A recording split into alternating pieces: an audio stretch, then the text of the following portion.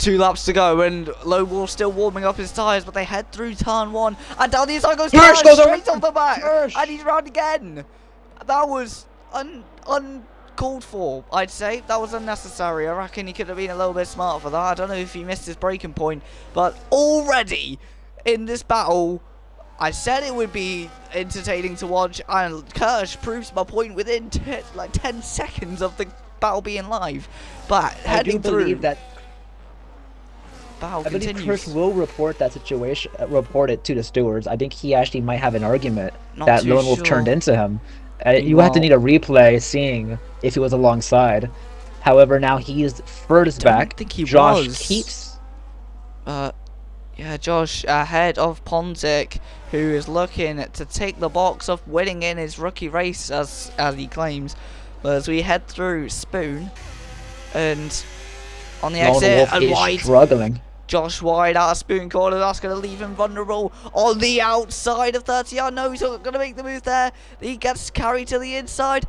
What? On the inside of 130. Round the outside goes Josh on the exit of the corner. That will be an illegal overtake, I'm sure. Round the outside of the Casio triangle. Contact between the leaders. And that will just compromise exit for Josh again. He is forced to stick with P2 as he's unable to fight. He does get DRS, but not on this straight. He has to wait until the next lap to get that DRS on the final lap. He won't need it. Use the slipstream, not possible. I genuinely believe it is not possible to pass on this track without DRS on the main straight as long as you get a good exit. Unless someone makes a mistake in the technical sections, but Lone Wolf nearly had a run at Josh on the exit of turn 1, but then Lone Wolf 7 tenths down, is now in DRS. If this maintains, he's 6 tenths. It seems like Lone Wolf's tires actually might have cooked now. He might be fine. They're 2 tenths between the leaders. There's contact, I think. Was that the curb debris? That was the curb. Sure. The curb is throwing up debris for no reason, despite it being a white line. No box there, but it's okay. Heading out it of seems that corner. Like Kirsch back in DRS range. They're separated by 1.5 seconds. Yellow flags and... what's that Mercedes round? Maybe just through the gravel. Meanwhile, the front 4 back in action still. On lap 26. P4 down by 1.2 seconds from P1. Who was going to win? They're coming onto 130R into the final lap.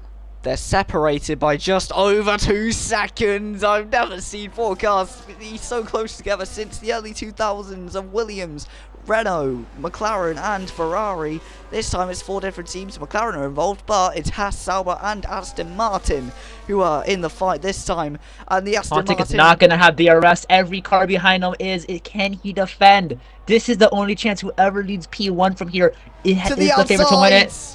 And to the lead. And he doesn't get it. Wait. No, he doesn't get the lead. Josh falls behind Pontic, who takes a wide line through the second corner. Position changes.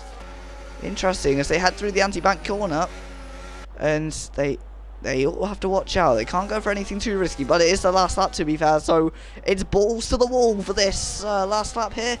Who is going to take the risk? Who is going to be the driver? The 19 car goes wide, and he nearly throws it all away, and he does.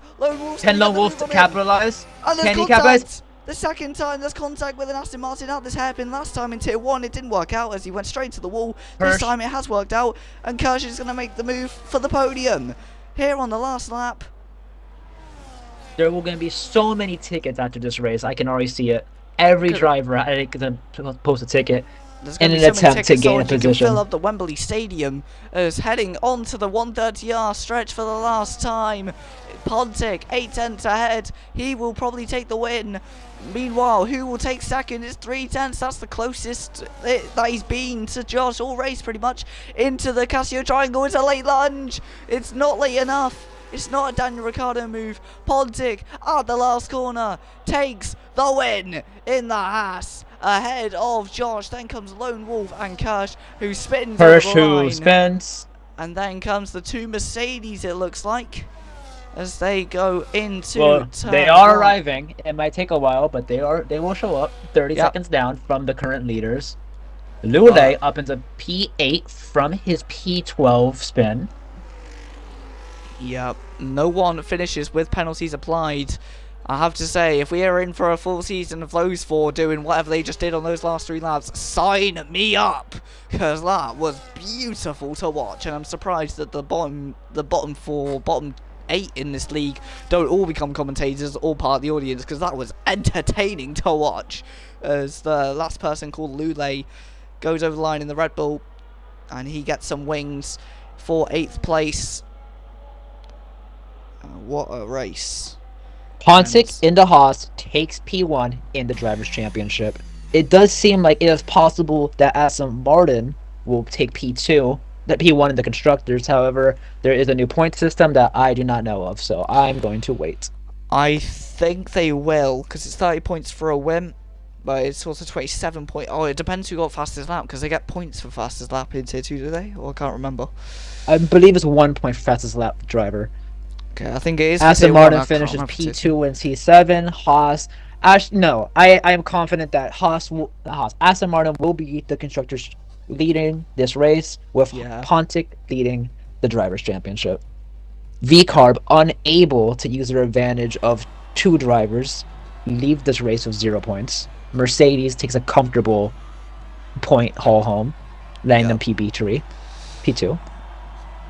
Yeah, meanwhile, the German in the Haas, Pontic, the man who said he was a rookie, but I don't believe him, because that pace was outstanding from the German. And then comes the man who's from Earth, according to his flag, in the Aston Martin, who drove a earth-shattering drive ahead of the Briton of Lone Wolf, sharing that name with WWE star Baron Corbin.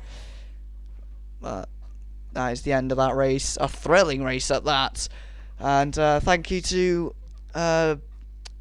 Racing Bulls, or Gaming Bulls even, for appearing. You're actually the first guest who's been on the Twitch channel and my YouTube channel, so congrats. It's been an honor. Yep.